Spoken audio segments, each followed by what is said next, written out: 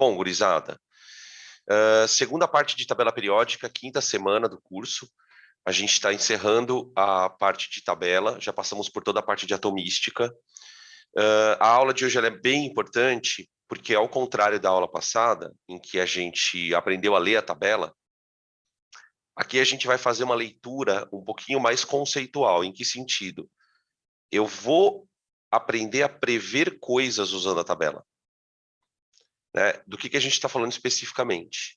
A gente já falou isso na aula anterior, né? Mas retomando, o próximo passo é a gente entrar na parte de ligações.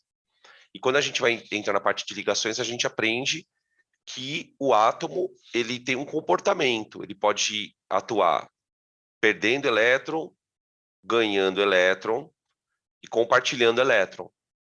Isso vai fazer toda a diferença na hora em que ele vai formar uma substância. Se a substância é iônica, se a substância é covalente, né? Isso você tem toda uma consequência. Então tudo começa em por que um átomo perde elétron? Por que um átomo ganha elétron?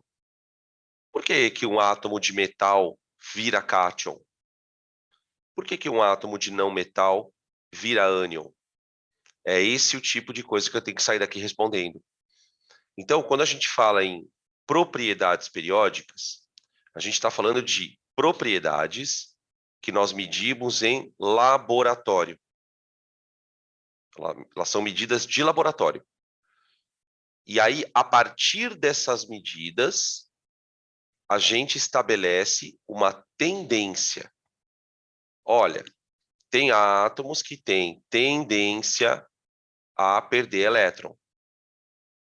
Tem átomos que têm tendência a ganhar elétron.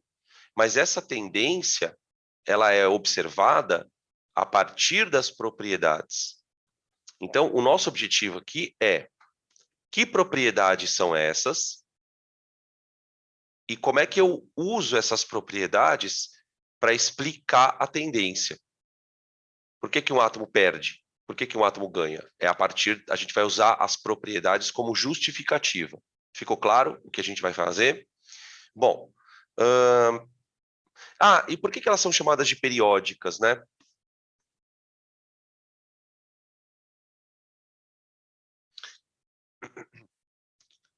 Elas são propriedades periódicas porque elas têm um padrão de variação. Elas aumentam ou diminuem ao longo de um período da tabela. Ao longo do período. Então, você vai ver, por exemplo, que uma propriedade chamada raio atômico, ela vai aumentar da direita para a esquerda. A energia de ionização de um átomo, ela aumenta da esquerda para a direita. A afinidade eletrônica também. Então, essa variação, ela de uma certa maneira, ela pode ser relacionada com a posição do átomo na tabela. Então, dependendo da posição do átomo, você vai ter um átomo com raio atômico maior ou menor, você vai ter um átomo com energia de ionização maior ou menor, e é isso que vai dar para o átomo comportamento. Então, eu posso dizer que se eu pegar tudo isso aqui junto, eu tenho o comportamento químico do átomo.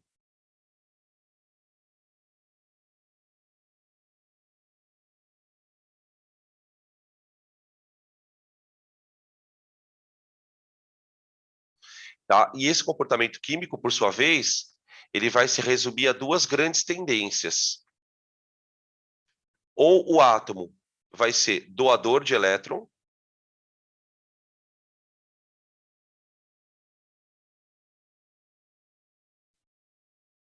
ou o átomo vai ser receptor de elétron.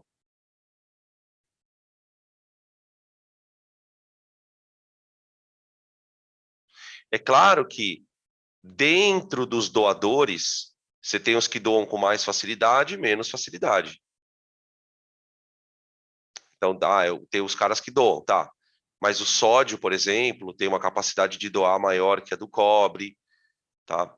Mas a ideia é começar a perceber que existe um padrão. E esse padrão é resultado disso, disso, disso, disso, disso. Então, tudo isso junto vai me dar o comportamento do átomo, tá bom? O nosso objetivo é falar um pouquinho de cada propriedade. Tudo bem? Podem printar.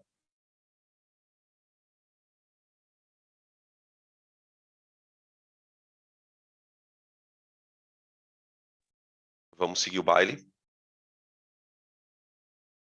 Ah, uma coisa importante, tá? Você quer entender propriedade periódica? Entenda raio atômico. A partir do momento que você entender o raio atômico, as outras propriedades elas passam a ser fáceis de entender também. Porque no final das contas, a gente vai descobrir que esse comportamento do átomo perder elétron, ganhar elétron, né, que nós estamos sugerindo aqui, ele, na verdade, vai depender do tamanho do átomo. Do tamanho. Para átomos grandes, temos um comportamento. Para átomos pequenos, temos outro comportamento.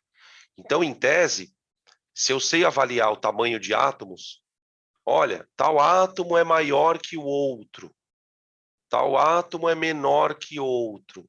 Eu consigo comparar capacidades. Tá? Então, quem é o átomo que tem mais facilidade para perder elétron e por quê? Isso tem muito a ver com o tamanho do átomo. Quem é o átomo que tem mais facilidade para ganhar elétron e por quê? Tem muito a ver com o tamanho do átomo. Então, eu costumo sempre falar nas aulas de propriedade periódica que o raio atômico é a propriedade periódica mãe. Se você sabe, se você entende direitinho essa ideia, você vai conseguir depois explicar as outras propriedades também, tá bom? Então, vamos começar com raio e aí a gente vai nessa sequência aí, tá? Vamos lá. Bom, do que é que depende o raio? Primeiro que assim, tá, gente? É muito difícil você medir o raio de um átomo, na prática, por uma razão muito simples. O átomo não tem tendência. Para você medir um raio de um átomo, né, o que seria o raio? Seria a distância do núcleo até a camada de valência. O problema é que para você fazer essa medida, o átomo precisaria estar sozinho. E é aí que está o problema. A gente não consegue pegar um átomo sozinho para medir o raio dele. Então, existem técnicas que eu não vou entrar no detalhe, porque você não precisa saber, mas existem técnicas para você estimar o raio. Estimar o raio.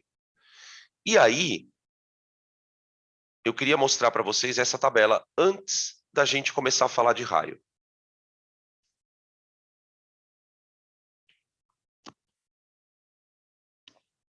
Então, imagina que você é um químico, você é uma química, Deus me livre, né, professor? E aí você recebeu no laboratório essa foto. Essa foto, ela mostra de maneira aproximada o tamanho comparativo dos átomos. Tá ali. E aí a gente vai perceber que existe um padrão. Existe meio que um padrão. O que a gente percebe nesse padrão? Que os átomos maiores, em termos de raio, né, eles estão localizados nessa região da tabela. Ó. Tá? Nessa região aqui, ó, chama bastante atenção que você tem bastante átomo pequenininho. Tudo bem? E o raio, ele vai meio que aumentando nessa diagonal aqui, ó.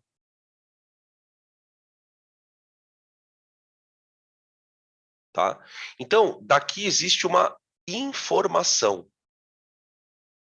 Essa informação é a seguinte: o raio, ele cresce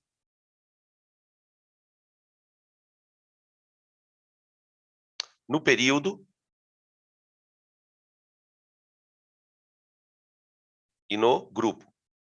Como assim, professor? Quando eu falo período, você pensa em quê? Horizontal, não é? Dá uma olhada na horizontal. O que a gente pode, de maneira aproximada, perceber, ó. Pega aqui a segunda fileira, vai, da tabela, que ela é bem fácil de você perceber. A segunda fileira mostra que dentro de um período, o raio do átomo ele vai crescendo da direita para a esquerda. Tá? Então ele cresce da direita para a esquerda. Tá? A gente tem que saber explicar isso. Por que ele cresce da direita para a esquerda? Isso é uma informação do laboratório. Vou lá no laboratório e meço o raio do átomo. E aí eu tenho essa informação, eu preciso explicar. Outra coisa que nós percebemos é o que acontece dentro da família, ou grupo, né, vertical. Na família, na vertical, o átomo cresce de cima para baixo. Então, no grupo, peraí, no grupo, o átomo cresce de cima para baixo.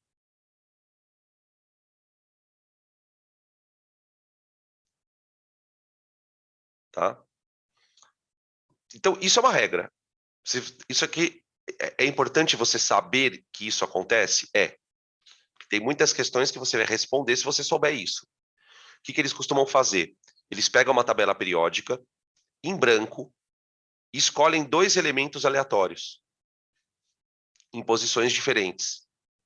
E pede para você, quem é maior? Quem é menor? Então é uma questão que, se você lembrar isso, acabou. Tá? Agora, o que a gente vai tentar fazer é, por que isso ocorre? Então, eu tenho que explicar duas coisas. Por que ele cresce na vertical de cima para baixo? E por que ele cresce na horizontal da direita para a esquerda? Tá? Dentro de um período. Então, vamos voltar um pouquinho lá.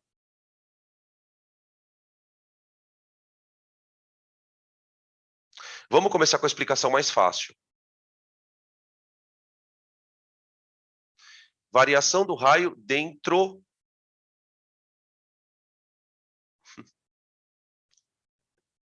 Variação do raio dentro de um grupo. Dentro de um grupo. É muito fácil você explicar isso, gente. Vamos lá. Aqui você tem na figura do lado átomos do grupo 2, família 2A, berílio, magnésio, cálcio e estrôncio. Tudo bem? E aqui eu tenho a família 7A, que é a família do cloro. Então, ó, flúor, cloro, bromo e iodo. Tá certo? O que a gente percebe? Que quanto mais para baixo está o átomo, mais camadas eletrônicas ele tem. Isso a gente já sabia da aula anterior, né? O período me dá o número de camadas. Então, assim, os elementos que estão numa mesma família, eles têm semelhanças, é claro, por isso que estão na família. A camada de valência é igual. Se vocês lembrarem, a grande semelhança da família é a camada de valência. Por isso que os elementos da mesma família fazem as mesmas ligações. Camada de valência é a mesma. Aqui, a gente vai perceber, então, que quanto mais para baixo, maior o número de camadas. Então, eu vou escrever assim, ó. Quanto maior o número de camadas... Nossa, peraí que meu braço está meio estranho aqui. Quanto maior o número de camadas, ou seja, né, maior o período,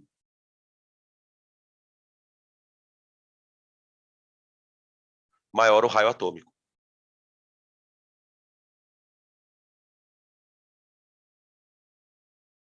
Vou fazer uma vírgula aqui. O raio atômico.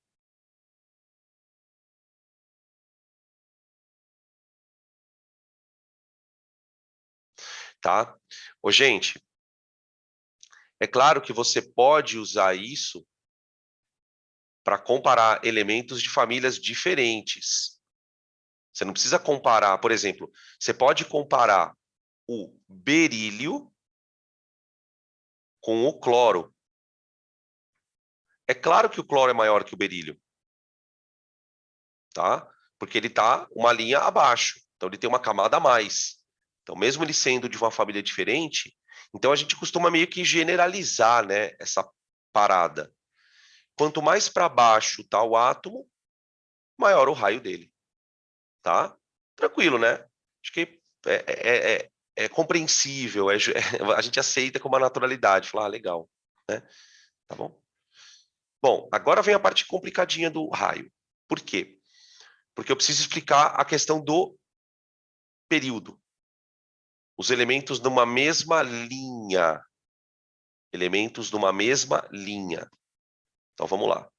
Vou trocar aqui. Espera aí que estão chamando aqui no chat. Dan. Se for comparar elementos de um mesmo período, o raio tem que ser muito parecido. Sim, em tese muito parecido, mas não igual, né? O problema todo é isso, né? Quando a gente fala muito parecido, eles têm que ser muito parecidos. Mas, se tem a diferença, o cara vai perguntar por quê. Mas o que você falou tá certo. Tá perfeito. Ai, perdão. Vamos lá. Dentro de um período. Eu vou escrever primeiro umas questões aqui para a gente poder criar um raciocínio, tá? Então, acompanha meu resuminho aqui, ó. Vamos considerar átomos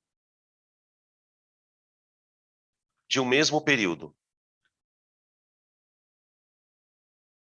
Ô, gente, diz para mim uma coisa aí. Átomos de um mesmo período têm o que igual?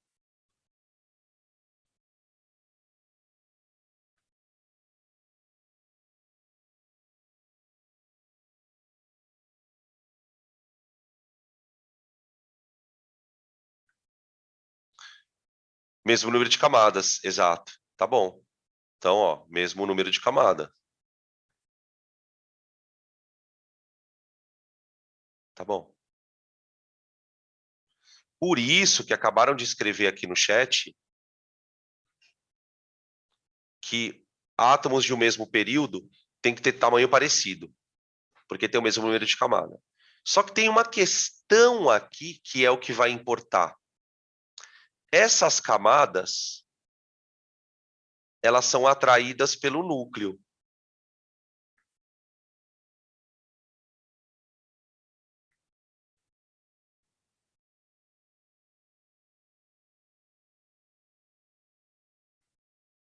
Certo? Por que elas são atraídas pelo núcleo? Porque o núcleo é positivo.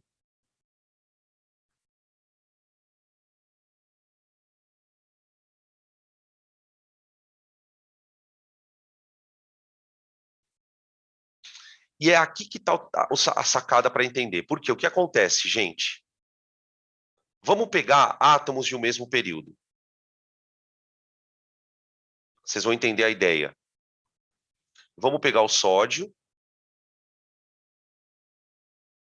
e o cloro. Eu estou pegando de propósito, se vocês estiverem com uma tabela periódica do lado aí, átomos opostos na tabela. O sódio está na esquerda, família 1A.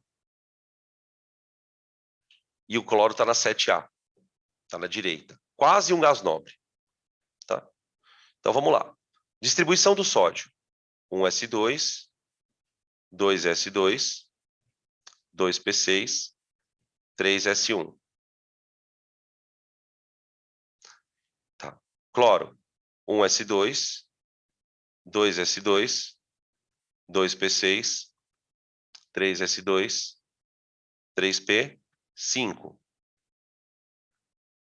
Tá? Vamos analisar que eu tenho átomos com 3 camadas.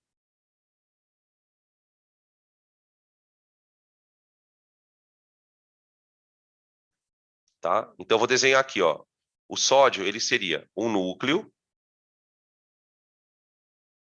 Esse núcleo tem 11 prótons.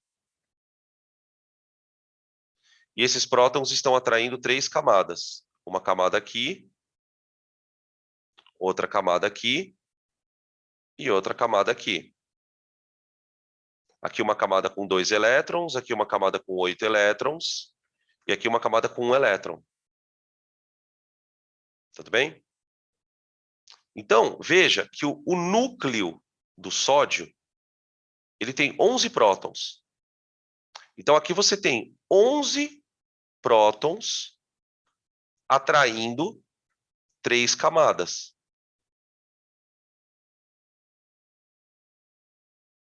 Tudo bem? Guardaram isso? Agora vamos fazer isso para o cloro. O cloro, ele tem um núcleo com 17 prótons. Esses 17 prótons... Espera aí que ficou meio esquisito aqui, espera aí. Deixa eu colocar mais para o lado. Esses 17 prótons, eles precisam atrair quantas camadas? Também 3. Então, vamos desenhar. Presta atenção como eu estou desenhando.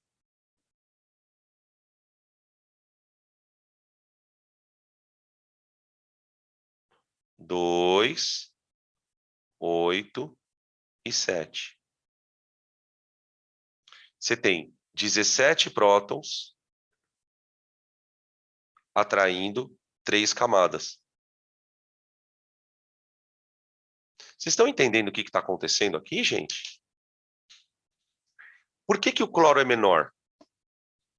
Porque ele tem mais próton atraindo as camadas. E aí, se ele tem mais próton atraindo as mesmas camadas, o resultado é que essas camadas elas ficam mais empacotadas. Essas camadas elas ficam mais compactas. Tem alguém, eu tenho certeza que tem alguém pensando aí. Tenho certeza. Alguém está pensando assim: ah, professor, mas eu achei que o cloro seria maior porque a camada do cloro, a 3, está mais cheia. Enquanto a camada do sódio está com 1 elétron, né? A última camada, a camada do cloro tem 7. Tem muita gente que pensa assim. E é normal que você pense, mas está errado. Por que está errado? Uma razão muito simples. O átomo é um baita de um vazio. O átomo é um baita de um vazio. Não faz a mínima diferença para uma camada se ela tem 1 ou 7 elétrons, porque o elétron é minúsculo. A questão é que, se essa camada, não importa que ela tenha 1 elétron ou 7, estiver mais atraída pelo núcleo, porque o núcleo é mais positivo, aí essa camada está mais empacotada. É claro que essa comparação ela só é válida para átomos com o mesmo número de camadas. Por quê? Porque se você estiver comparando átomos com número de camadas diferente, aí você volta para o critério anterior, número de camadas, né? Tá? A comparação, ela segue essa ordem. Você precisou saber quem é maior. Primeira coisa que você olha, vê quem tem mais camada. Quem tiver mais camada é maior. Beleza. Olhou lá, viu que os caras têm o mesmo número de camadas. Aí você vai pensar assim. Como que é o raciocínio? Ó? Quanto mais próton o átomo tiver,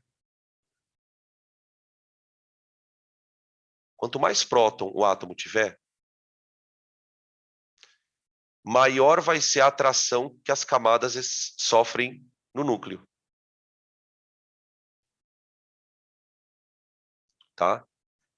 E o que a gente percebe? Que o número de prótons na tabela periódica, ele vai diminuindo da direita para a esquerda. O número de prótons, ele vai diminuindo da direita para a esquerda. A gente pode pegar uma tabela para mostrar. Eu quero mostrar para vocês isso aqui, ó. Olha aqui, ó. Ó. Olha o cloro aqui, ó. Gente, como é que a coisa funciona? É assim, ó. Cloro. 17 prótons atraindo 3 camadas. Enxofre. 16 prótons atraindo 3 camadas. Fósforo, 15 prótons atraindo 3 camadas. Silício, 14 atraindo 3. Alumínio, 13 atraindo 3. Então, o que você vai percebendo? À medida que você vai percorrendo a tabela da direita para a esquerda, assim, ó, o número de próton vai diminuindo. O número de próton vai diminuindo no núcleo. Por isso que o átomo vai ficando mais relaxado. Né? Como se você vai tirando próton, tira um próton, tira um próton, tira um próton, tira um próton. Ah, professor, você está tirando um próton, mas está tirando um elétron também. Sim. Por isso que ele vai ficando mais relaxado. Né? O cloro tem 17 prótons, 17 elétrons. O enxofre tem 16 e 16. É claro que aqui a força é menor. Você tem menos partículas se atraindo. Então o átomo tende a ficar mais relaxado. 15, 15. Mais relaxado ainda. Entenderam qual é a lógica? Você vai tirando o próton e vai relaxando. Ele vai ficando mais folgado. Tá? Tudo bem? Ai, peraí. Então agora eu consigo explicar, ó. Aqui eu consigo explicar. Tá? Dentro de uma linha qualquer, ó, o átomo vai ficando mais relaxado. Tá? Tem algumas variações aqui, né? Que no desenho não dá para ver com muito detalhe, mas aqui no meio tem algumas variaçõezinhas, mas no geral é isso que acontece. Tá? Tranquilo? Aí, olha o que acontece agora. Vamos de maneira bem grosseira dividir a tabela? Assim, ó.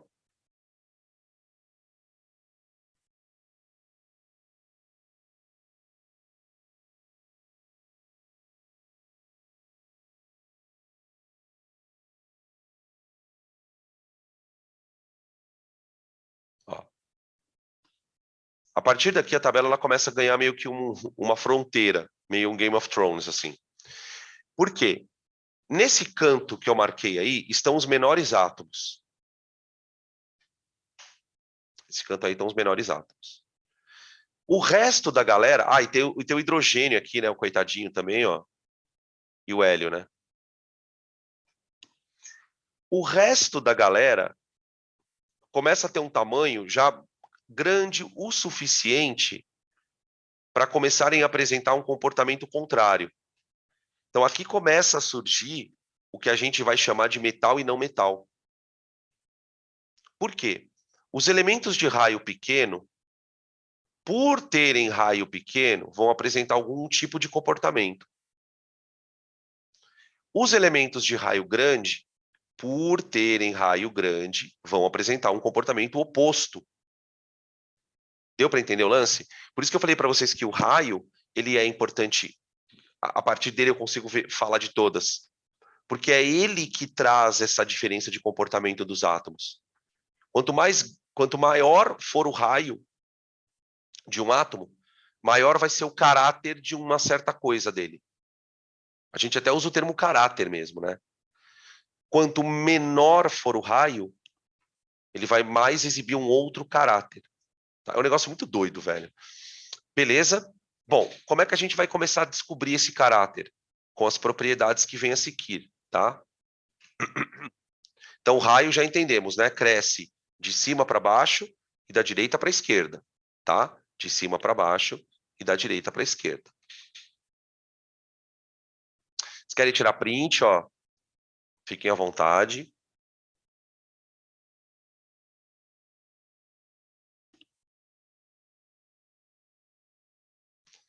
Energia ou potencial de ionização? Bom, agora a explicação é meio delicada. Então, o negócio é o seguinte. De maneira bem resumida, o que a gente sabe sobre o átomo? Você tem um núcleo,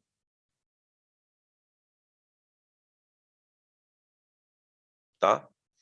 E aí você tem os elétrons nas suas camadas, os níveis de energia, tá? O elétron mais externo é o elétron de valência.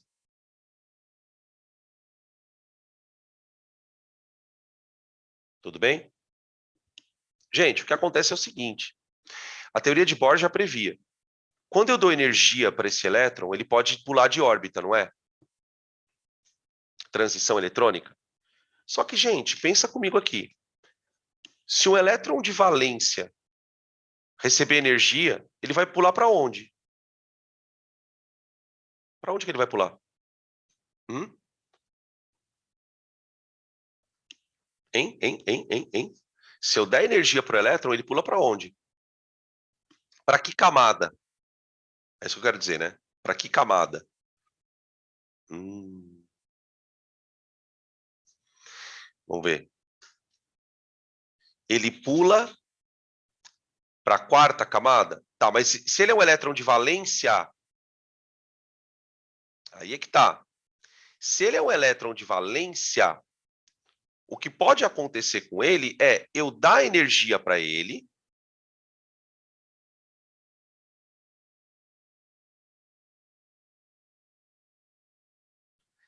e arrancar ele do átomo. E ele não volta mais. Ele vai embora. E o átomo se transforma num cátion.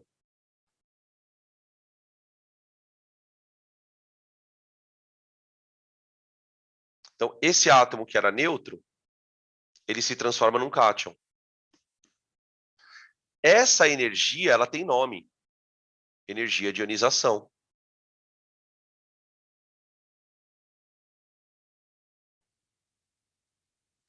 Tá? A energia de ionização, gente, de maneira resumida, é uma energia que o átomo absorve e vai causar a perda do elétron dele.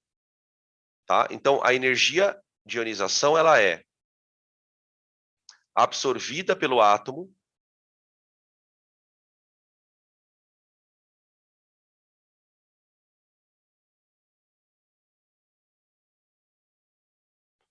durante a perda de um elétron.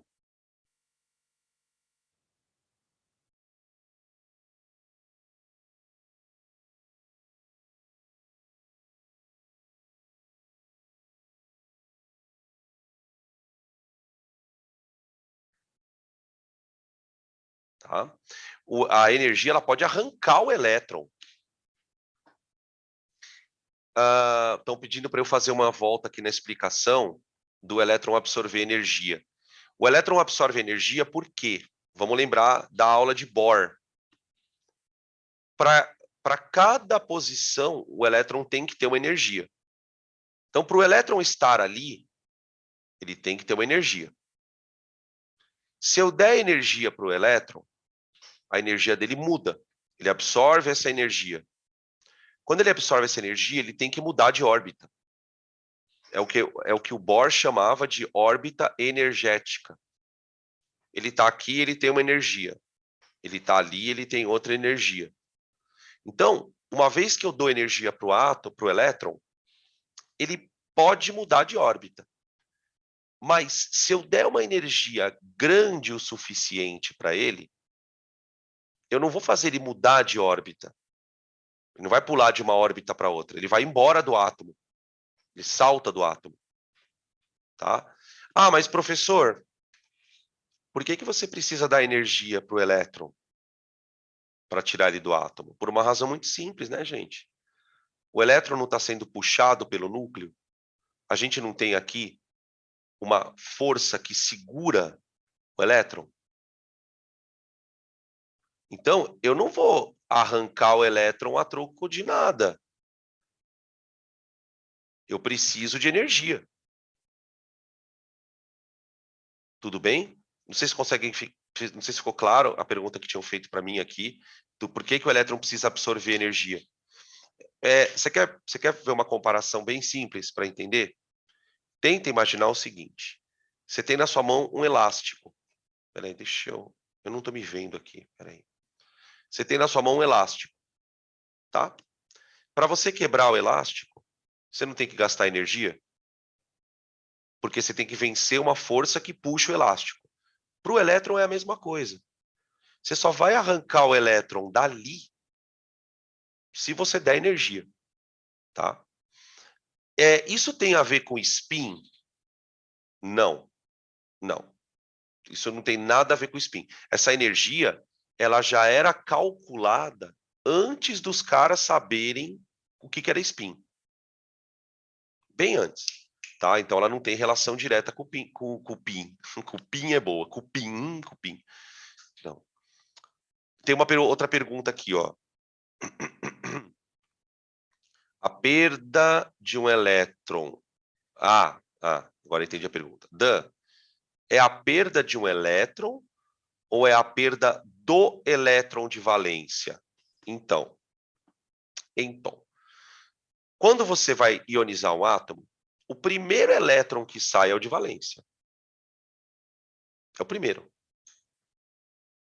O que não significa que seja o único. Mas Dan, por que o primeiro que sai é o de valência? Simples, gente, porque ele é o que está mais longe. Ele é o mais fácil de tirar. Então, eu posso escrever assim, ó, em cima da tua pergunta, porque ela é uma pergunta relevante. Ó, o elétron de valência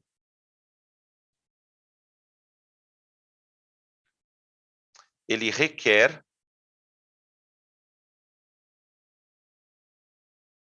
a menor EI. Eu vou chamar de EI daqui para frente, tá?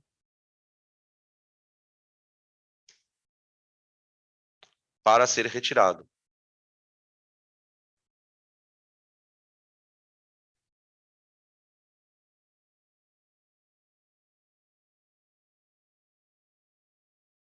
Tá?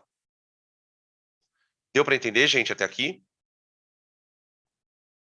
Tá, agora presta atenção que a gente vai começar a alinhavar o raciocínio. Por que eu quero medir a energia de ionização de um átomo? O que eu ganho com isso? Né? Saber a energia de ionização é saber o quê? Vamos pensar um pouquinho aqui. Por que o elétron de menor energia de ionização é o que é mais fácil de ser tirado? Porque ele está mais longe. Então, a energia de ionização, ela tem a ver, de uma certa forma, com a facilidade do átomo em perder elétron. Vou repetir. A energia de ionização, ela pode nos dar uma ideia do quão facilmente um átomo perde elétron. Essa é a ideia da energia de ionização. Olha a pergunta que estão fazendo aqui. Então, não tem como tirar elétron de camada mais externa sem antes arrancar o da interna, sem antes arrancar o de valência? Não. Não. Não. Você vai tirando um por um. Tira o primeiro. Tirei. Tira o segundo. Tirei. Às vezes, a camada de valência, ela só tem um elétron. Tirou aquele e acabou a camada de valência. Às vezes, a camada de valência tem dois. Isso depende do átomo, tá? Olha a frase. Menor energia de ionização, menor é a necessidade para retirar energia. Na verdade, o que a gente vai concluir é o seguinte, ó. Quanto menor a energia de ionização, maior a facilidade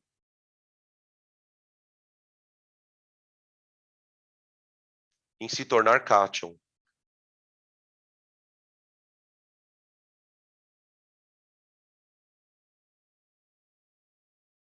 Vocês conseguem entender isso, gente? O que um átomo tem que fazer para se tornar cátion? Não é perder elétron? Então, se ele tem energia de ionização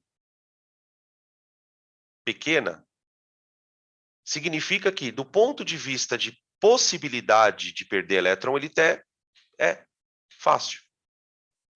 Tá? E aí, ó, o povo tá empolgado, é isso mesmo. Puta, que legal. Tem que tomar cuidado com algumas coisas, tá? É inversamente proporcional ao raio? Não. Calma que a gente vai chegar lá.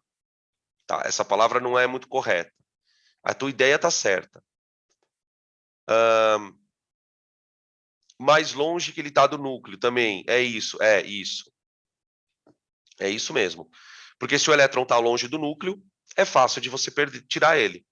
Ou seja, o que significa ser fácil tirar o elétron? Você precisa dar menos energia para o átomo. Você dá uma energiazinha, pum, o elétron vai embora. Tem átomo que para você tirar elétron, você tem que dar muita energia. Muita. Então ele só vai perder elétron em condições muito extremas. Tem átomo que não. Gente, tem átomo que se você jogar luz nele, ele perde elétron. Efeito fotoelétrico. Tá? Então, ionizar um átomo significa dar energia para ele tirar o elétron. Quanto mais energia eu tenho que dar, mais difícil é para tirar o elétron. Tá? Beleza? E o que isso tem a ver com o raio, né? Que o pessoal já está dando os pitacos aqui no chat. Isso tem tudo a ver com o raio, galera. Por quê? Para pensar um pouquinho. Se o átomo tem energia de ionização baixa, é porque tirar o elétron dele é fácil. Por quê? Porque o átomo é grande. Né? Se um átomo é grande, então, ó,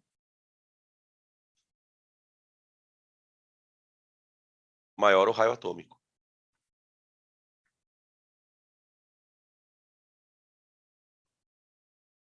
Por isso que eu falei que o raio atômico é importante. Né, ó. O raio atômico seria a base, assim, de maneira grosseira, gente, ele seria essa distância aqui, ó.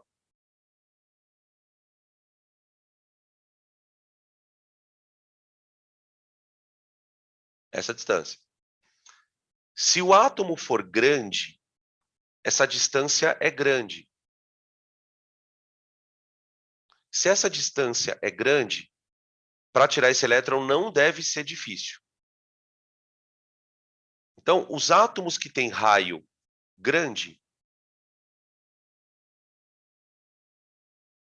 geralmente são doadores de elétrons.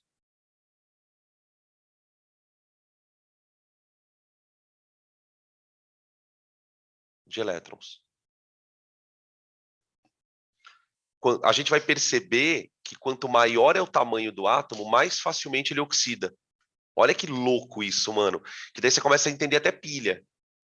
Lembra aquela tabela que a gente aprende na aula de pilha de potencial de oxidação? Que tem uns caras que oxida mais fácil, tem uns caras que oxida. Isso tem a ver muito com a energia de ionização do átomo. Se um átomo oxida, é porque ele tem uma certa facilidade para perder elétron. Provavelmente, um dos fatores, pode não ser o único, mas um dos fatores que faz ele perder elétron com facilidade é a energia de ionização dele é baixa. Tá? Beleza? Aí, então, a energia de ionização, ela é um número, tá? Ela é um número. Mas por trás desse número, nós temos aí uma capacidade.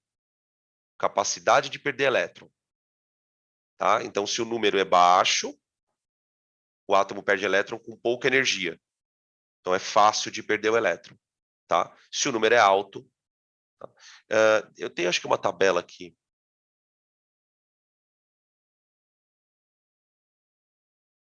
Eu não tenho, não. Achei que eu tivesse. Tá? Tudo bem até aqui, gente? Beleza? Podemos seguir, então? Bom, a gente mediu, de alguma maneira, a tendência do átomo de perder elétron. Agora vamos falar dele ganhando elétron. Como é que um átomo... Será que um átomo aceita um elétron com facilidade ou não? Né? Eu já vi que para tirar o elétron, eu tenho que dar energia. Eu tenho que dar energia. Agora eu quero fazer o contrário. Tá?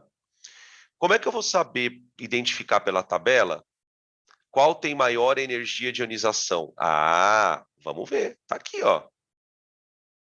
Ó. A resposta para a tua pergunta está aqui. Olha para a setinha. Primeiro, né? Olha para as bolotinhas. Isso aqui é o raio, não é? Ó. Isso aqui é o raio. Tá vendo a setinha andando para a direita e a setinha andando para cima? Isso aqui é a energia de ionização aumentando. Tá? Olhando para essa tabela, você percebe o seguinte, ó, que quanto menor o raio, maior a energia de ionização. Pode olhar que a tabela está mostrando isso. Ou seja, como é que eu vou saber como é que a energia de ionização varia na tabela? Ela varia de maneira contrária ao raio. Né? O raio, ele faz isso, ó, na tabela. Ele cresce assim. O raio cresce assim. A energia de ionização, ela cresce assim.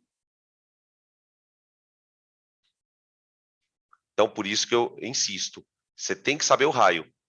Você sabe o raio, a energia de ionização é o contrário. E dá para entender por quê, né? É importante entender por que ela é o contrário.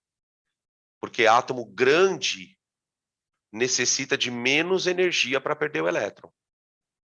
Átomo grande perde elétron com menos energia, tá? Ficou claro, gente? Para quem perguntou também, quem tinha feito essa pergunta, tá? Vamos falar das outras propriedades, então.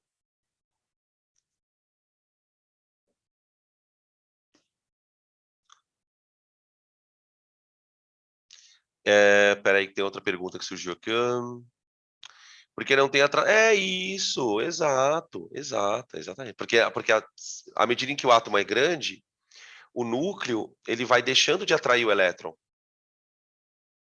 Então, aquele elétron que era mais fortemente atraído, ele passa a ser mais fracamente atraído.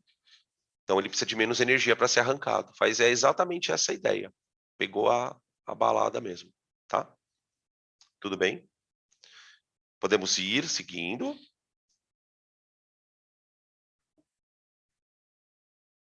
Vou trocar aqui, tá?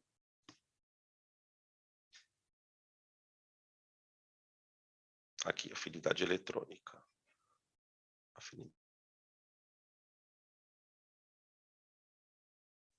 Espera só um pouquinho, gente.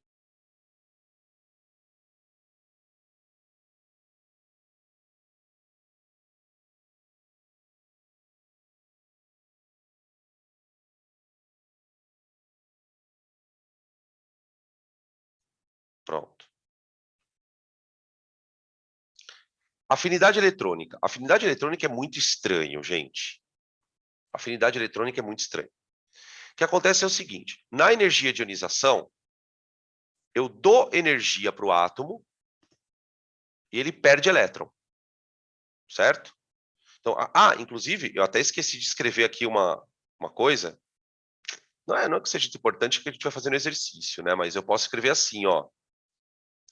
Imagina um átomo X recebendo energia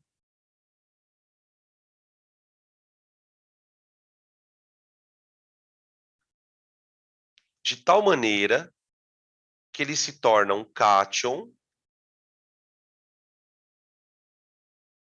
e perde um elétron.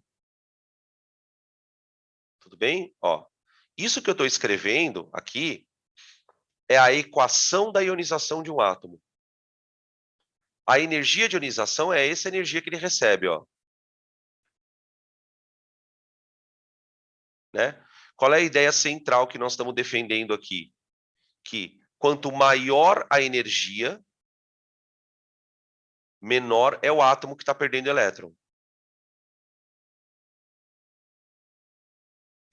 Tudo bem? Beleza. Agora, eu quero fazer o contrário. Eu quero pegar um átomo e dar um elétron para ele. Eu não quero dar energia. Eu quero dar um elétron para ele. E aí eu vou ver o que acontece com esse átomo, tá? E aí eu tenho o que a gente vai chamar, né, de afinidade eletrônica. Afinidade eletrônica. Afinidade eletrônica, gente, é o quanto um átomo gosta do elétron. Tá?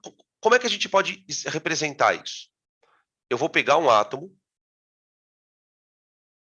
e vou dar um elétron para ele. Aí é claro, né, gente? Ele vai se tornar um ânion.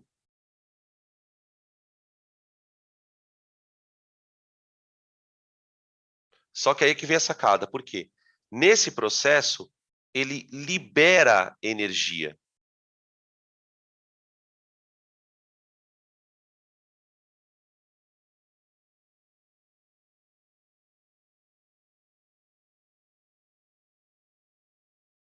Ele libera, cara. X é um átomo. X é um átomo qualquer. Isso aqui é um átomo. Ó. Pode ser um átomo da família 1A, da família 2A. Tá? O Ezinho é o elétron. Eu vou pegar um elétron e dar para o átomo. Quando eu dou o elétron para o átomo, ele fica negativo e libera energia. Isso é o processo. Tá, mas aonde que está a afinidade eletrônica, professor? Vamos raciocinar um pouquinho. Se o átomo libera energia, é porque ele fica estável.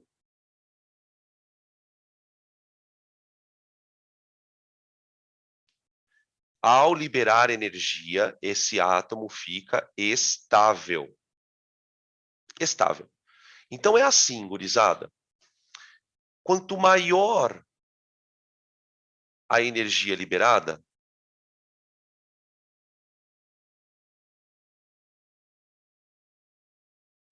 maior vai ser a afinidade eletrônica.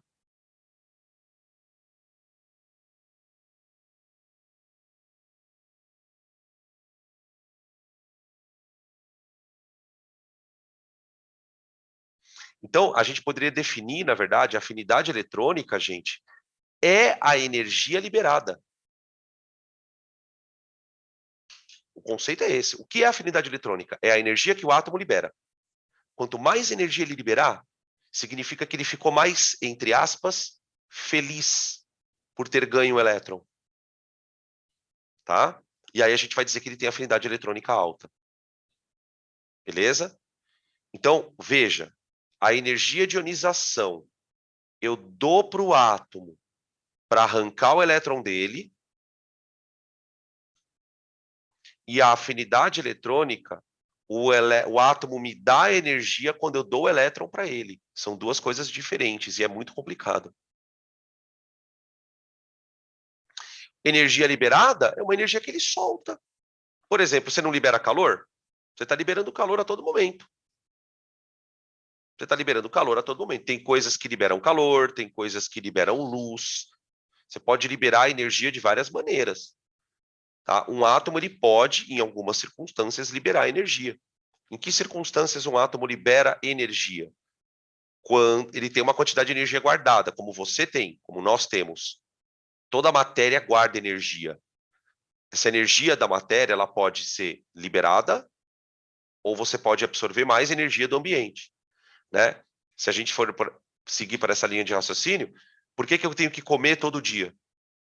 Porque comer é a forma que eu tenho de pegar energia do ambiente, certo? Então, a todo momento eu estou ganhando e perdendo energia. Com o átomo acontece a mesma coisa. O que nós estamos aqui entendendo, ele pode, então, tem a ver com fóton? Pode ser que ele libere energia na forma de fóton, sim. Por que não? Por que não? Ele pode liberar, sim, na forma de luz. Ele pode liberar de outras maneiras. O que importa nesse quesito é entender o que essa energia representa. Pode ser na forma de luz, pode ser, tudo bem. Mas o que ela representa? Ela representa o quanto o átomo te agradeceu. Eu guardava assim no cursinho. Eu falava assim: essa energia é o agradecimento do átomo. Ó, tá aqui energia. Obrigado por você ter me dado o elétron. Por quê? Porque quanto mais energia ele me dá, mais agradecido ele fica. Então, ele tem alta afinidade eletrônica, tá? Beleza? Tranquilo até aqui? Agora, eu quero que vocês percebam uma coisa. Olha na tabela. Olha como que a afinidade eletrônica cresce. Ela cresce para a direita e para cima. Ou seja, os átomos menores têm alta afinidade eletrônica. Conseguem perceber isso? Os átomos menores têm alta afinidade eletrônica. Ou seja, quanto menor o raio,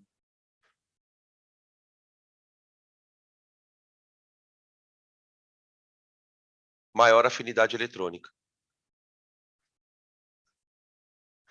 Percebem isso? O que já era de se esperar, né, gente? Por quê? Porque o átomo grande gosta de perder elétron. O átomo pequeno gosta de ganhar. Surge, então, o segundo comportamento que a gente estava esperando, que é o comportamento de formar ânion. O que a gente percebe, por exemplo? Quem são átomos que gostam de formar ânion? Cloro, Cl-, oxigênio, O2-, enxofre, 2-. Você pode perceber que os átomos que formam ânions, eles estão concentrados por aqui, ó. Certo? Por quê? Porque são átomos de alta afinidade. Então, ó, olha o que eu quero que vocês guardem. Átomos com alta afinidade eletrônica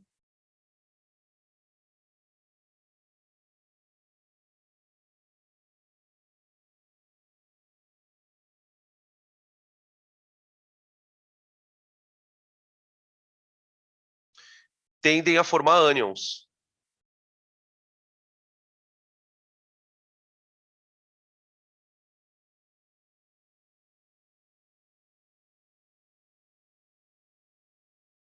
É muito louco, né, mano? Cara, é muito louco. Porque no final das contas, você tem só duas coisas na vida: perder e ganhar. Perder e ganhar. É com isso que com a energia é assim, ou você perde ou você ganha energia. Com o elétron é assim.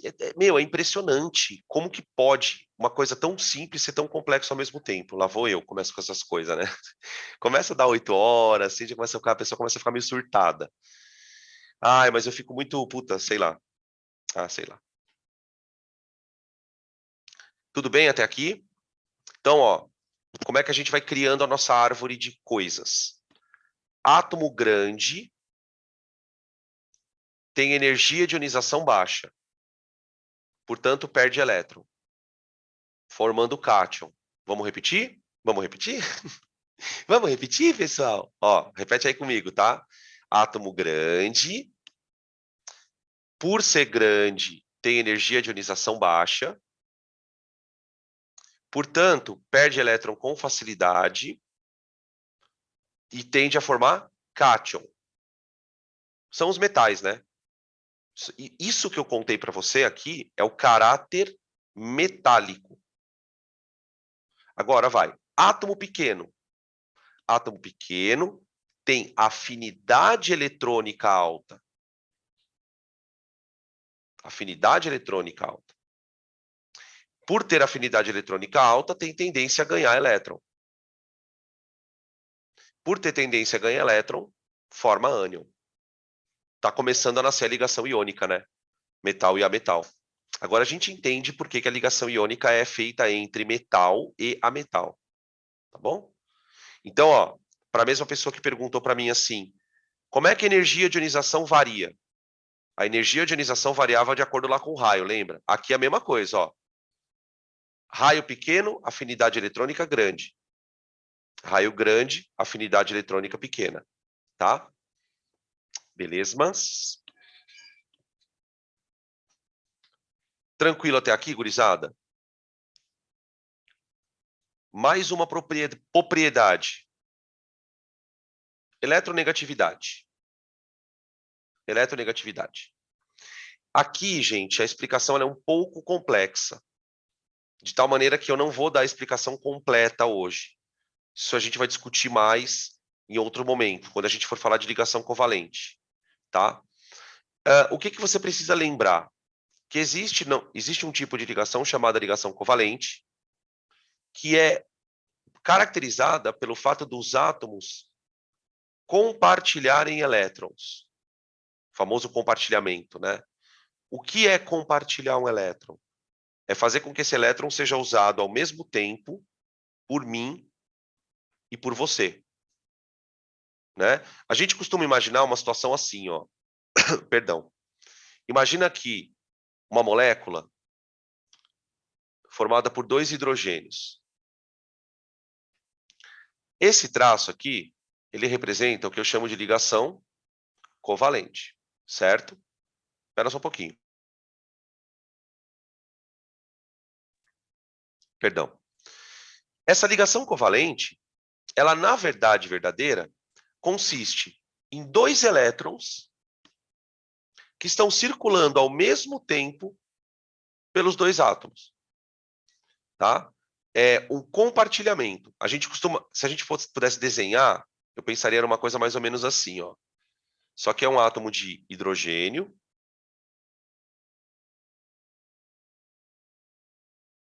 tá? Isso aqui é um átomo. Aquela bolotinha no meio seria o núcleo. E aqui eu vou emendar com outro átomo.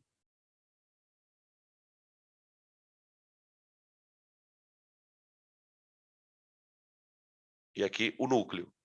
Tá? Essas bolotas brancas são os núcleos. Essa região amarela aqui, ó, é onde você pode encontrar o elétron. É onde você pode encontrar o elétron. Tá? Essa região onde a gente pode encontrar o elétron, ela é chamada, na parte de ligação, de orbital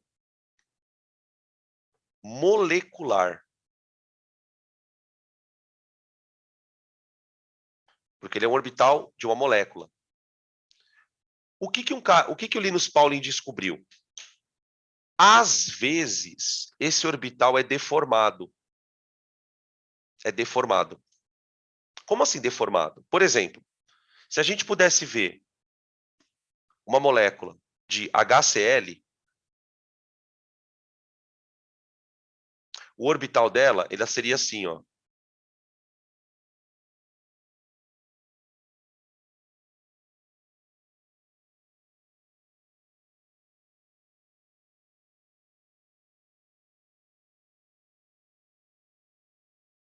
Isso aqui é um orbital também molecular, mas ele é deformado.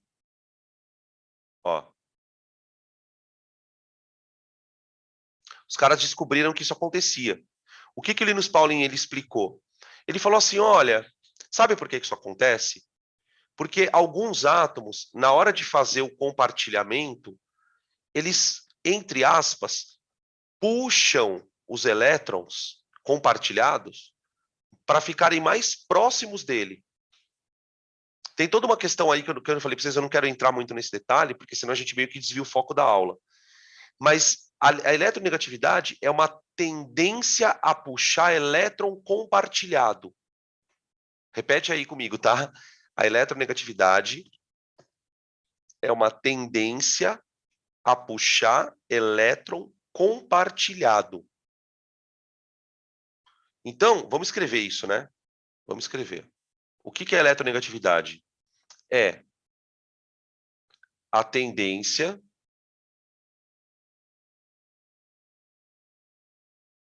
de um átomo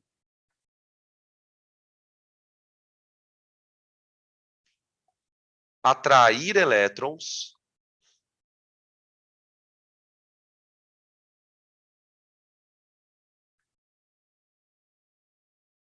de uma ligação covalente.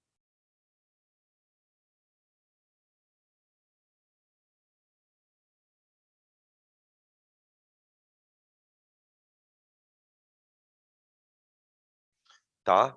Ligação iônica não tem conceito de eletronegatividade para ela. Tá? A gente vai usar a ligação a eletronegatividade para falar de ligação polar e apolar. Por isso que a ideia vai desembocar nisso, né? A gente vai discutir isso depois. Então, é isso que a gente está buscando, né? A pergunta que fizeram aqui no chat, ó. Como é que eu posso saber se uma molécula é polar ou apolar pela eletronegatividade? Então, veja que a palavra polar e apolar, ela tem dois significados, tá? Você pode usar polar, apolar para uma ligação. Por exemplo, essa ligação aqui, ó. Essa ligação aqui, ó, ela é covalente apolar. Por quê? Porque o orbital da molécula, ele não está deformado. O orbital não está deformado. Quando o orbital está deformado, aí a ligação é polar. O que é diferente de falar que uma molécula é polar. Tá? Então, assim, sendo bem objetivo, né? Como é que eu posso saber se uma molécula é polar ou apolar? A gente vai ter que esperar umas 3 semanas para chegar nisso. A gente está chegando, tá? A gente está chegando. O fato é o seguinte: o que o Pauling resolveu fazer? Ele resolveu medir essa tendência. Medir. E ele não só mediu, como ele criou uma escala de eletronegatividade. Uma escala, tá? Essa escala, gente, ela é mostrada aqui nessa tabela, ó. Cada átomo da tabela tem um valor, menos os gases nobres. Tá? Nessa tabela, a gente percebe, por exemplo, que os átomos de alta eletronegatividade, ó, então o flúor, o oxigênio, o nitrogênio, o cloro, o bromo, eles estão localizados nesse cantinho, ó. Portanto, são átomos pequenos. São átomos pequenos. Se você vai olhando para a tabela na diagonal,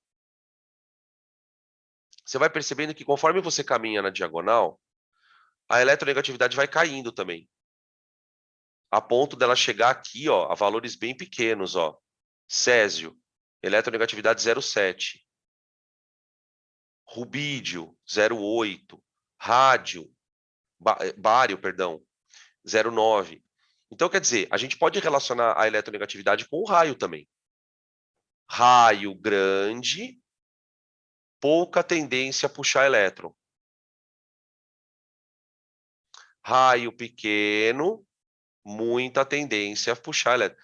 Por isso, gente, olha como tudo faz sentido. Por isso que metal não faz ligação covalente. Você já viu algum metal fazer ligação covalente? Sódio. Metal não sabe compartilhar elétron. Ele não tem condição para isso.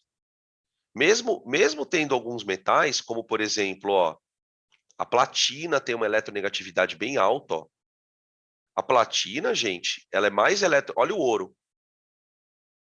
O ouro tem eletronegatividade mais alta até que o hidrogênio, ó. Por isso que o ouro não enferruja. Por isso que o ouro não enferruja. Tá? A tendência dele puxar elétron é tão grande que ele praticamente não oxida. Percebe como dá para você começar a descobrir um monte de coisinhas de ficar lendo a tabela? Claro que a gente tem que ser norteado para esses pensamentos, tá? Beleza? Então, peraí que tem pergunta aqui.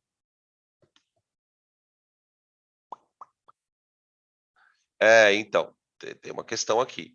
Se a ligação é apolar, como que a molécula não seria? Isso tudo bem, mas tem molécula que é apolar com ligação polar, né? Esse é o problema. O caso que você citou, eu concordo com você. Se a ligação é apolar, não tem como a molécula ser polar. Mas o contrário pode acontecer. O CO2, por exemplo, né? O CO2 é formado por duas ligações polares, mas a molécula em si é apolar, tá? Beleza? Pode ir mandando aqui que eu vou responder, ainda adoro, me sinto numa rádio.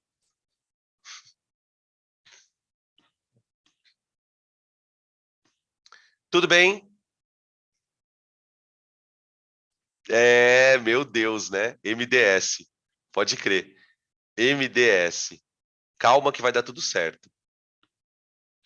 Calma, calma, calma. Perguntas até aqui, gurizada?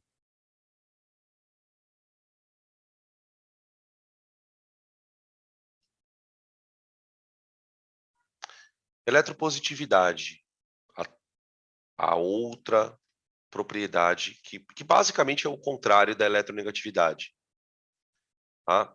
Da mesma forma que um átomo, numa ligação covalente, pode puxar elétron, existe também uma tendência do átomo empurrar elétron. Isso existe. A gente vai perceber isso na orgânica.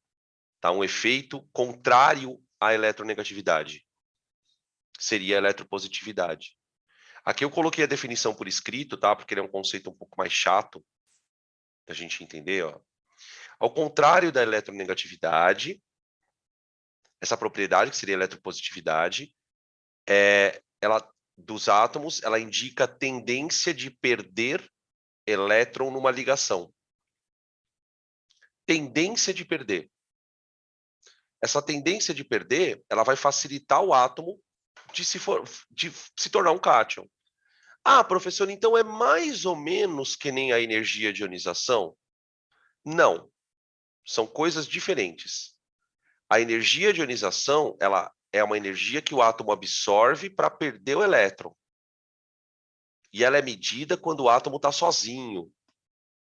A eletropositividade, ela é medida numa ligação, percebe a diferença?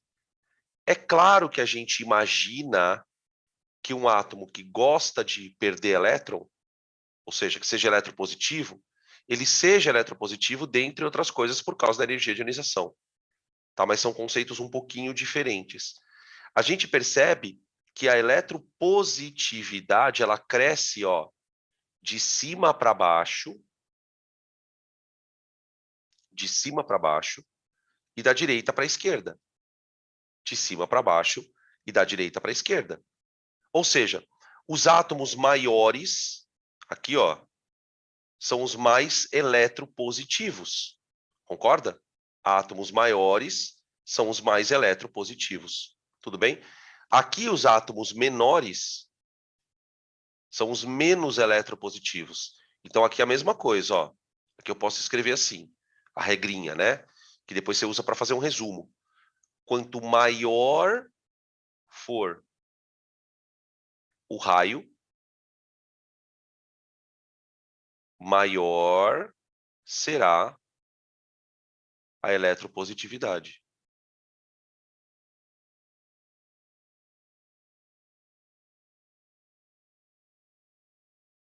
Essas palavras, né, que eu sempre falo, né, por que a química às vezes é um negócio meio chato?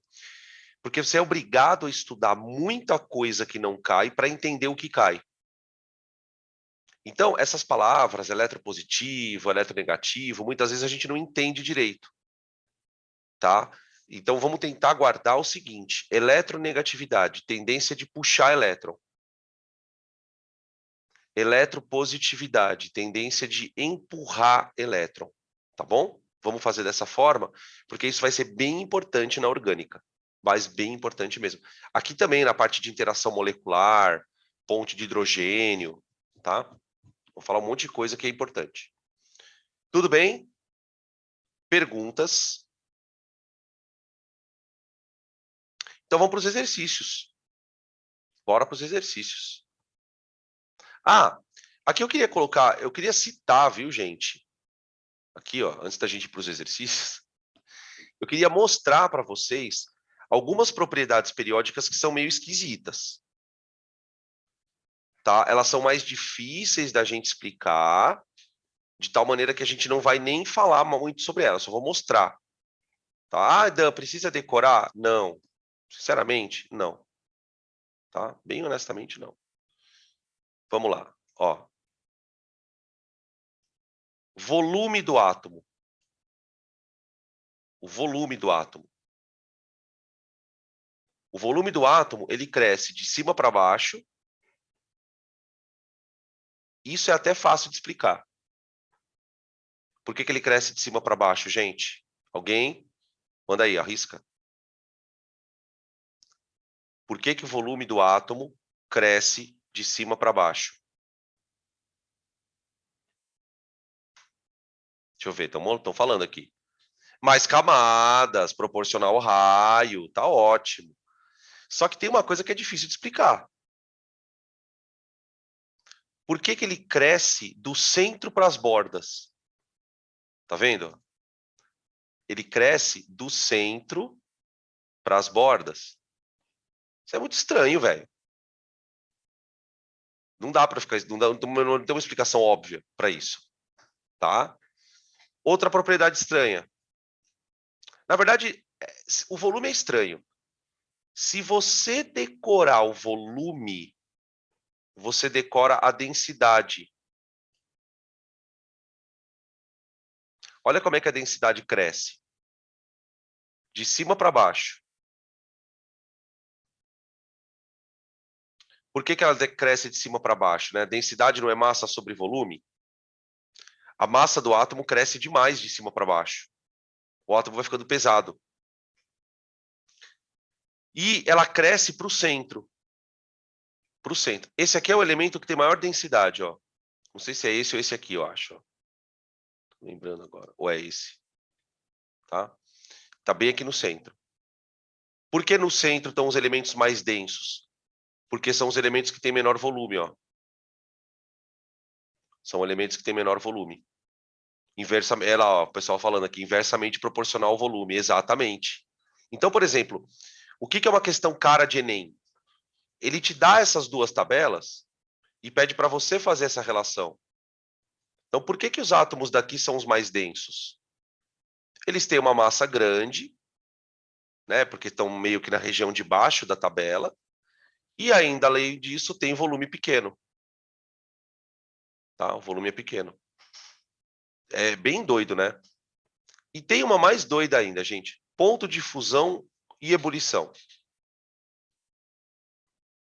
Essa aqui é a mais doida que tem. Porque, ó, na família 1A e 2A, o ponto de fusão cresce de baixo para cima. Na família 1A e 2A, o ponto de fusão cresce de baixo para cima. Nos elementos do bloco P, aqui, ó, o ponto de fusão cresce de cima para baixo. Na verdade, não é só nos elementos do bloco P. É em toda a tabela, menos 1A e 2A. Menos 1A e 2A. E o ponto de fusão cresce para o meio. É um negócio meio bizarro. Então, assim, não dá para explicar. Por isso que isso não cai em vestibular? Porque não dá para explicar. Como o vestibular foge do decoreba, tenta fazer uma prova que avalia conceito, essas propriedades a gente acaba não estudando, tá? Elas têm explicação? Tem. Tem. Mas a gente não a trabalha no ensino médio. Podem ficar sossegados, sossegadas, que tá tudo certo. Tá bom? Tá? Em todas as tabelas que vocês viram as propriedades, ele coloca junto o raio. Qual é o objetivo dessas tabelas? É perceber que, pelo menos essas que a gente viu até aqui, né? Até aqui, ó, todas variam de alguma maneira com o raio. Ou elas crescem conforme o raio cresce, ou elas crescem conforme o raio decresce. É importante você ter sempre isso em mente, tá bom? Belezura? Então vamos começar as questões agora.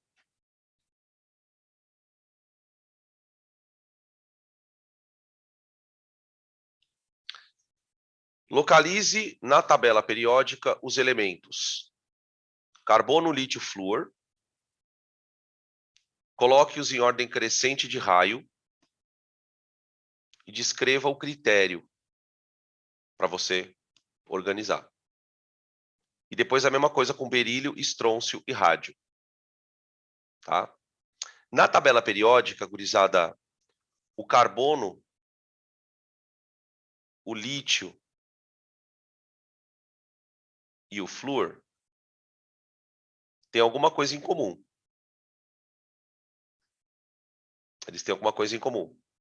Eles são átomos do segundo período. O carbono é 1s2, 2s2, 2p2. O lítio é 1s2, 2s1. E o flúor é 1s2, 2s2, 2p5. Tá? Todos têm duas camadas. Então, mesmo período.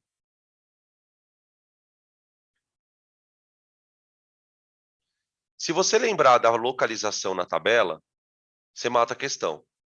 Se eles estão no mesmo período, então você tem aqui o lítio, o carbono está aqui e o flúor está aqui, na tabela. Tá? Aqui em cima do hidrogênio, do lítio, está o hidrogênio, né? Família 1A. Então, veja, o que diferencia os três átomos? O número de prótons. Aqui você tem 6 prótons atraindo duas camadas. Aqui você tem 3 prótons atraindo duas camadas.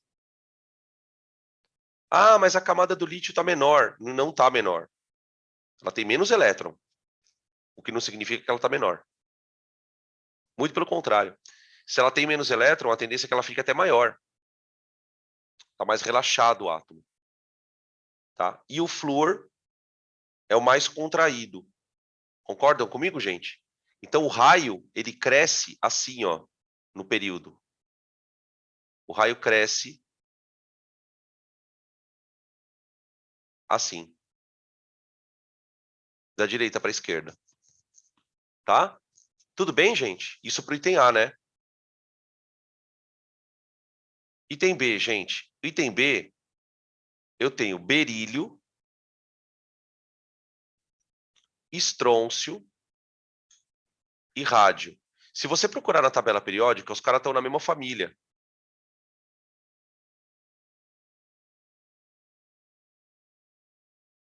Claro que num exercício como esse, o vestibular vai te dar a tabela, tá, gente? Ele vai te dar a tabela.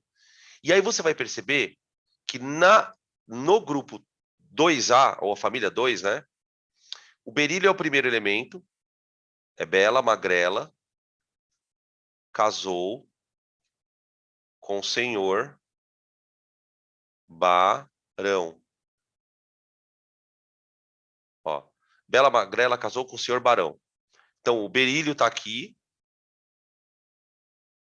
Segundo período, duas camadas eletrônicas.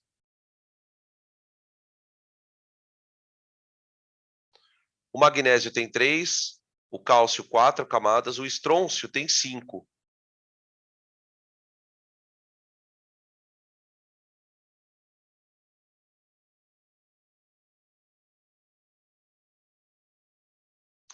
Tá? E o rádio, gente, tem 7.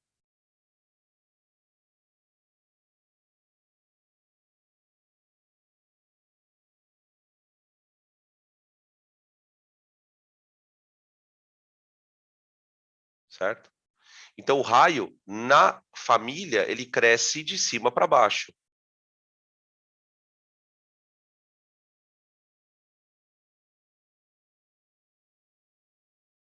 Crescente. Raio, né? Tá? Então, a ordem fica berílio, estrôncio e rádio. Tudo bem, gente? Ficou claro? Tá aí, então, a questão número 4. É tranquilinho esse assunto, né? Tem que dar uma estudadinha, que nem eu falei para vocês, mas não fica pirando muito no assunto não, tá?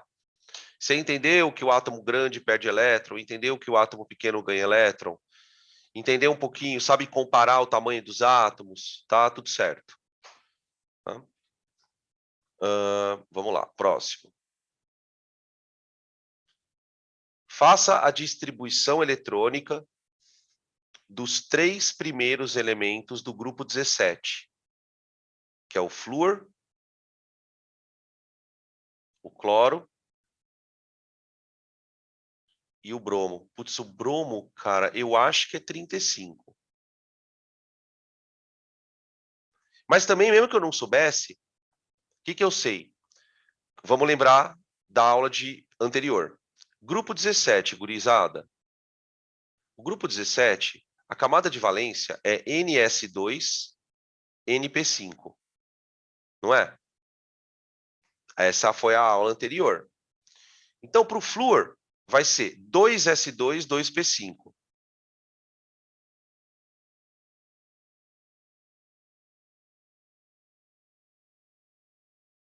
Para o cloro, 3S2, 3P5. Então, ó, você vai seguindo o diagrama. 3S2, 3P5. A camada de valência dos caras é a mesma. Para o bromo, a gente vai até 4S2, 4P5. Então, é 1S2.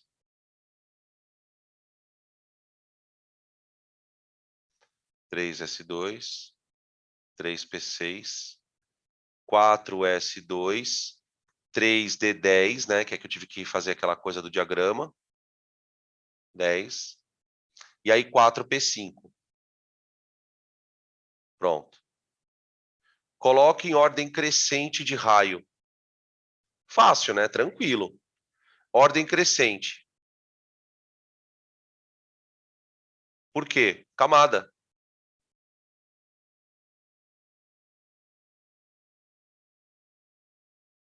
Tá? Qual é o critério? Número de camadas.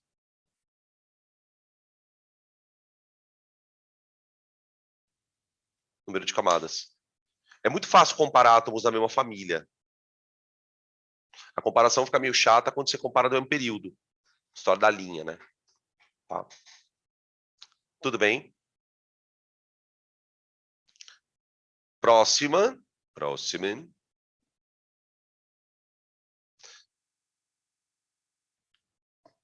Você vai percebendo a gravidade do assunto, para quem está fazendo o curso pela primeira vez, você vai percebendo a gravidade do assunto pelo nível da lista. Tem umas listas que você fala assim, nossa, que legal essa lista, cara. Poxa vida, esse assunto é isso aí mesmo? É. Não tem por que eu ficar complicando uma coisa que não é para complicar, tá ligado? Só que tem lista, por exemplo, você vê a lista de soluções, titulação. Mano, aí você fala, meu Deus, que diferença de uma lista para outra. Porque realmente os assuntos são diferentes, né? Dificuldade diferente, importância, tá bom? Então não vai se acostumando não com essa boiada. Próximo.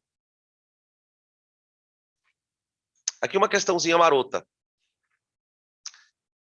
Diga qual das espécies possui maior tamanho e justifique.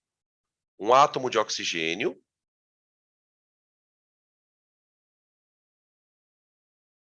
número atômico 8, tá? Esse número a gente tem que conhecer, né, gente? Tá? 1s2, 2s2, 2p4. Um ânion oxigênio com carga 2 menos, ou seja, é um oxigênio que ganha um elétron, né? Então é 1s2, 2s2, 2p6, tá? E a terceira situação é um átomo de oxigênio, meio bizarro, com uma carga 1 mais. Ou seja, ele perdeu um elétron. Ele perdeu um elétron. Então a distribuição dele é 1s2, 2s2, 2p3. Tá aí. Beleza? Então, o que acontece nesse caso, gente? A diferença aqui não é o número de prótons. Todos os átomos de oxigênio têm 8 prótons. Só que agora a gente está comparando um átomo neutro com um átomo que ganhou. Um átomo neutro com um átomo que ganhou. E o mesmo número de próton. Aí a coisa muda. A coisa muda por quê? Porque esse átomo aqui, ele ganhou um elétron. Esse átomo ganhou um elétron. Então, se ele ganhou um elétron, aqui há um aumento da repulsão da camada de valência. Você vê a camada de valência, tá, gente? Não é comando vermelho, não, tá? Por favor. Aumento da repulsão da camada de valência. Ah, professor, mas por que você está considerando esse aumento de repulsão agora? Eu estou considerando agora, gente, porque os átomos são muito parecidos. Eles têm o mesmo número de prótons. Eles têm o mesmo número de prótons.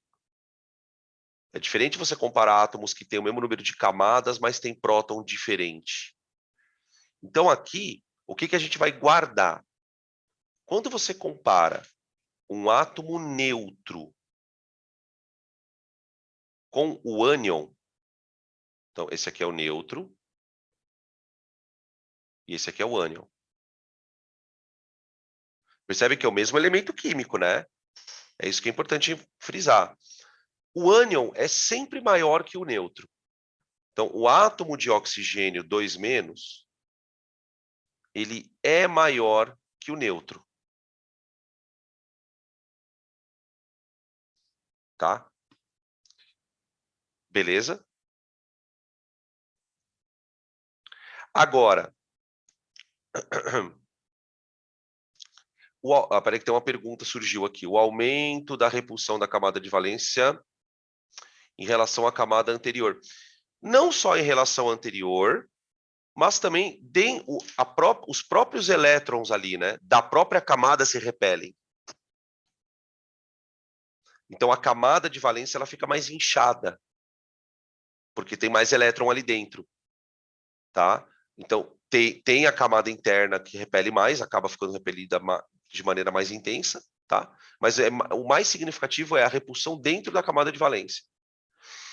E aí, se eu usar esse raciocínio, o que acontece quando você tira um elétron? Diminui a repulsão da camada de valência. Diminui a repulsão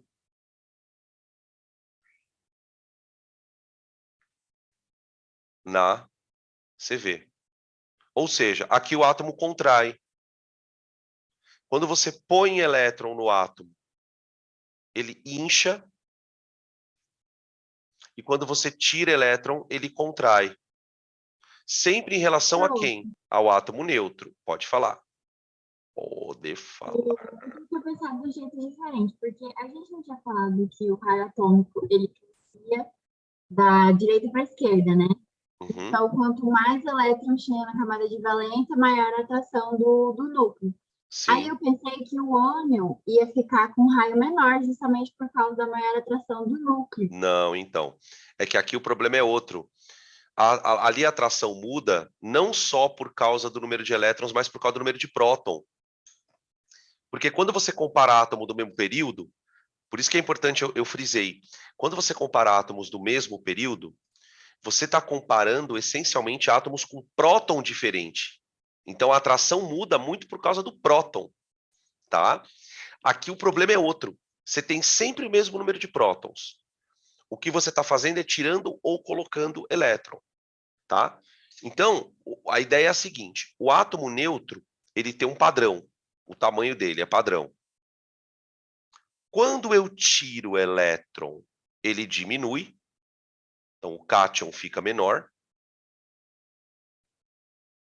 E quando eu ponho o elétron, ele incha, tá bom? Essa é a ideia quando você compara íons de um mesmo átomo, tanto o cátion como o ânion, né? Mas sempre frisando do mesmo átomo, tá? Isso, beleza. Boa, boa. Tá, agora que eu vi que você escreveu aqui. Tá bom, gurizada?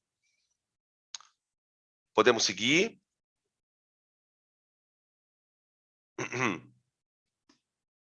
Próximo.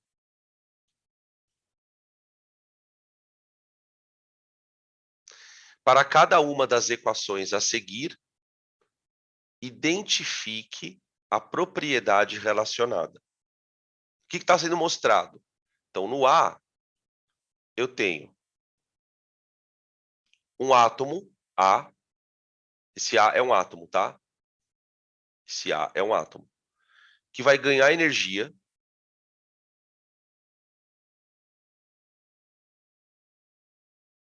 e aí ele vai se tornar um cátion perdendo um elétron. O elétronzinho ali. Só que é energia de ionização, né? É a energia envolvida na perda do elétron. Energia de ionização.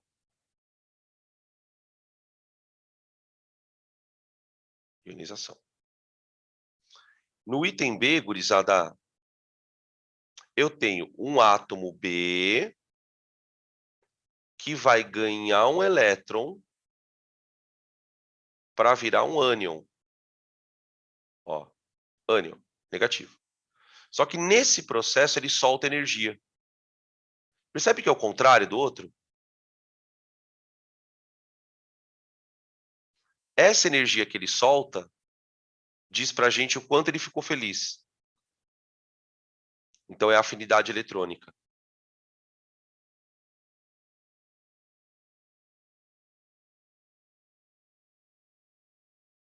Eletrônica.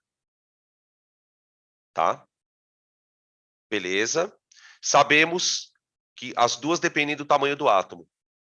Então vamos lembrar aqui, ó. Se o raio é grande, vamos lembrar, raio grande. Raio grande, geralmente, baixa energia de ionização. São átomos de alta eletropositividade.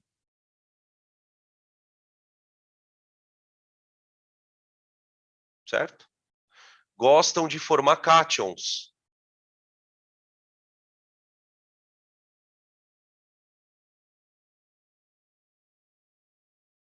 Certo? Genérico foi isso que a gente discutiu. Átomos de raio pequeno.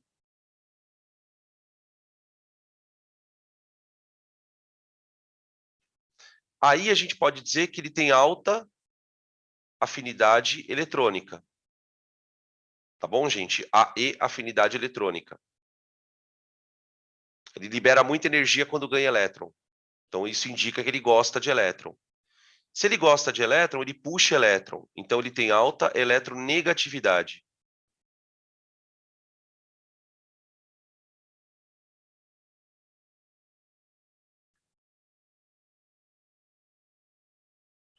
E esses tendem a formar ânions. Gente, aqui está a química. Por quê? Porque esses daqui, ó, são os metais. Tá? E esses daqui são os não metais. Aí, o que a gente pode entender, né? Você tem alguns elementos que têm propriedades meio... como é que eu posso dizer? Que sugerem algumas coisas de metal e outras de ametal. Então, por exemplo, às vezes o cara é eletronegativo, mas conduz energia elétrica. Então, assim, se ele é eletronegativo, ele teria que ser um não metal. Não, mas ele conduz energia elétrica. Então, ele é metal. Né? Então, esse tipo de comportamento faz com que a gente crie um grupinho ali que seriam semimetais. Tá? Beleza? Mas, grosso modo, é isso. Se vocês conseguem encaixar esses conceitos todos, vocês entenderam a aula. Tá? Tranquilo? Podemos fazer o próximo? Próximo.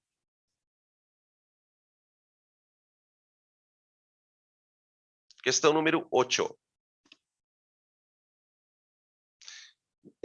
Eu me lembro que alguém no começo da aula me perguntou se eu podia tirar qualquer elétron do átomo.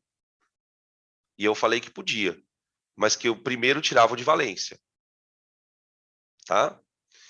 Quando eu tiro de valência, eu posso ir tirando outros. Tudo bem? Vamos dar uma olhada nessa questão que ela é bem interessante. Peraí. Ele fala assim: as energias de ionização do carbono são apresentadas na tabela a seguir. O que se pode inferir sobre a estrutura atômica desse elemento a partir da análise dos valores? Então, veja, ele colocou aqui, gente, a energia de ionização de 5 elétrons. 5 elétrons. EI1, EI2, peraí. Aqui. EI1, EI2, EI3, EI4, EI5. E aí estão os valores. A unidade é em kJ por mol. Então, a energia necessária para você tirar 1 mol de elétrons do carbono. Tá? De 1 mol de átomos. O que a gente percebe? A primeira energia de ionização é 1086. Então, essa é a energia que você tem para tirar o elétron de valência. Valência. Depois que eu tiro esse elétron, quem é que passa a ser o de valência? O que estava mais para dentro. Então, a energia já sobe. Já sobe. Então, você vai fazer isso aqui, ó. Você vai pegar o átomo de carbono, vai dar para ele 1086, ele vai formar carbono mais um elétron. Aí você vai pegar o carbono mais um e vai dar para ele 2352. E ele vai virar carbono mais 2, perdendo mais um elétron. Vocês estão entendendo, né, gente? O que está acontecendo aqui? Aí, eu vou pegar o carbono mais 2 e vou fazendo isso. Ele vai virar carbono 3. Beleza. O que a gente precisa observar? Primeiro, por que os valores crescem? Por que os valores crescem? Então, ó, porque os valores crescem.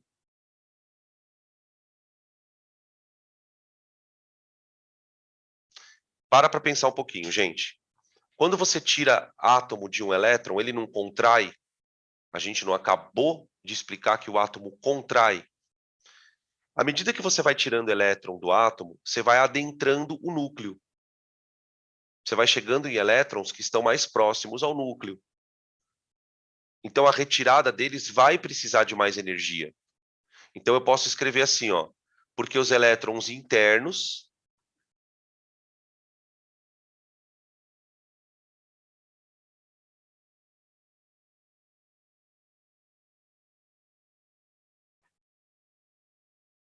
estão mais fortemente atraídos pelo núcleo.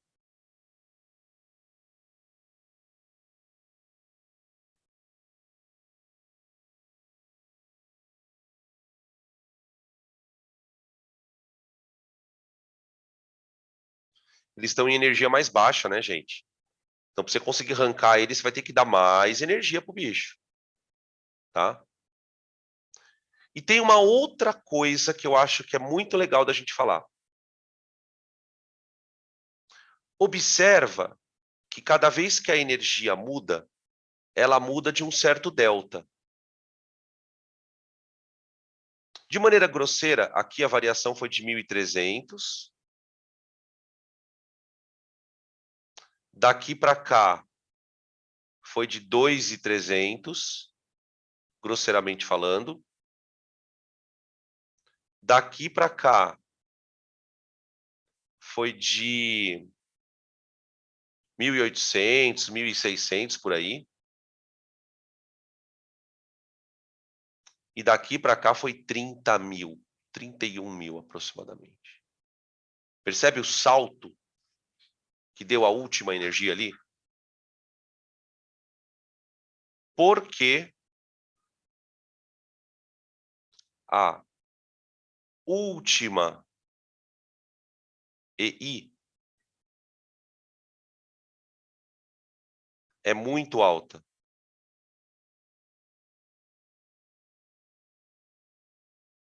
O que isso quer dizer? Aconteceu alguma coisa, depois que ele tirou o quarto elétron, aconteceu alguma coisa com o átomo. Como se o átomo tivesse sido blindado. A partir da quarta retirada, é como se criasse ali um muro. Sabe por que isso aconteceu, gente? Porque quando ele retirou o quarto elétron, ele esvaziou a camada de valência. Ou seja, não sei se vocês vão lembrar, né, que o carbono tem 4 elétrons. A partir dali, ele estava adentrando uma camada mais interna. Mais interna. Por isso que a retirada do elétron era tão difícil. Então, na verdade, essas 4 energias indicam que esse cara tinha na camada de valência 4 elétrons. Então, ó, as 4 primeiras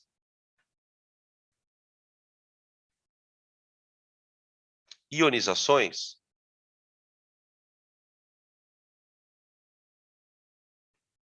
ocorreram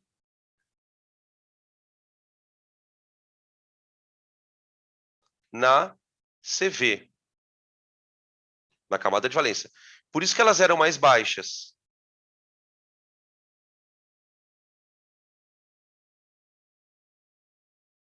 Mais baixas, tá? A quinta ionização ocorreu na camada mais interna. Ocorreu na camada mais interna.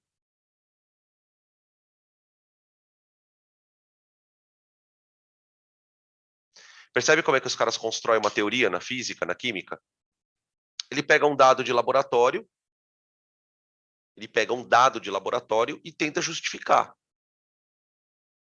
Puta, faz sentido essa justificativa? Vamos provar, vamos ver se os valores condizem, né? Tem toda uma investigação, mas a ideia é mais ou menos essa. Então, a conclusão, no final das contas, é a seguinte, né? O carbono tem 4 elétrons na camada de valência. O quinto elétron certamente já não está naquela camada, porque a energia dele é muito diferente. A energia dele é muito diferente, né? Por que as energias dos elétrons... Olha que interessante, né? Só para a gente ir fechando aqui o exercício. Por que as energias dos elétrons não são iguais, sendo que eles estão na mesma camada? Porque lembra que na quântica, a energia do elétron depende da camada e da subcamada. Tem algum outro fator ali de energia que faz com que, mesmo um elétron estando na camada de valência junto com o outro, você tem elétrons ali que são diferentes em termos de energia, tá? Beleza? É isso. Vamos para a questão número 9. A questão número 9, gente, ela vai usar o mesmo raciocínio da 8, para a gente fixar um pouquinho mais essa ideia, tá?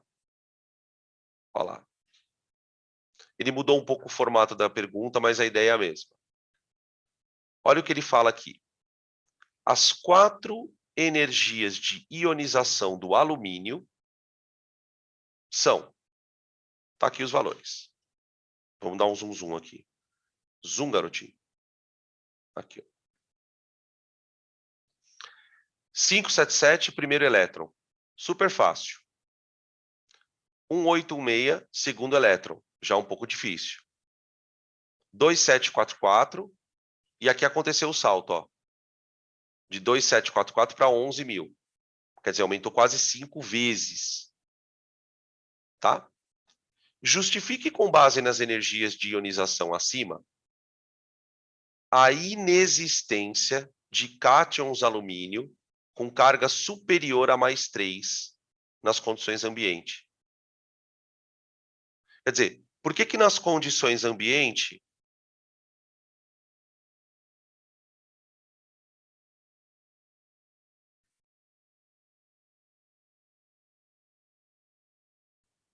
Por que que não existe alumínio mais 4?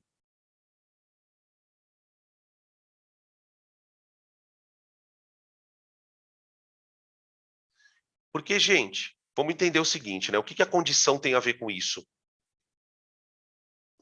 A condição ambiente significa que a temperatura não é muito alta, que a pressão não é muito alta. Então, o átomo não está num ambiente de muita energia.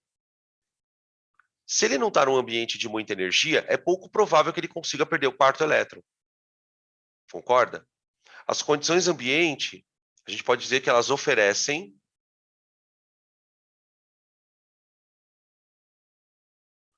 baixa energia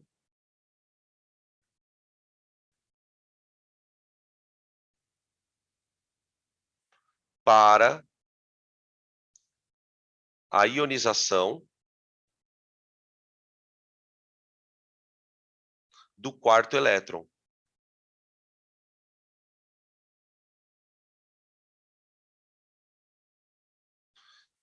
Tá? Elas oferecem baixa condição para o elétron perder, para o átomo, perdão, perder o quarto elétron. Então você consegue ter alumínio mais 3. Ok. Alumínio mais 3 eu consigo ter. Alumínio mais 4 não. Tá? Então essas energias elas vão dando algumas informações, né, algumas pistas, por exemplo, do quantos elétrons o cara tem na camada de valência. Ela vai confirmando. Ah, então o alumínio tem 3 elétrons na camada de valência? É, então isso mostra que é verdade. Tá bom? Beleza. Tranquilo? Perguntas, gente. Acho que agora acabou aqui. Aí hoje a aula foi mais sussa, né? Acho que foi mais tranquilinha. Graças a Deus, né? A gente precisa de vez em quando, né?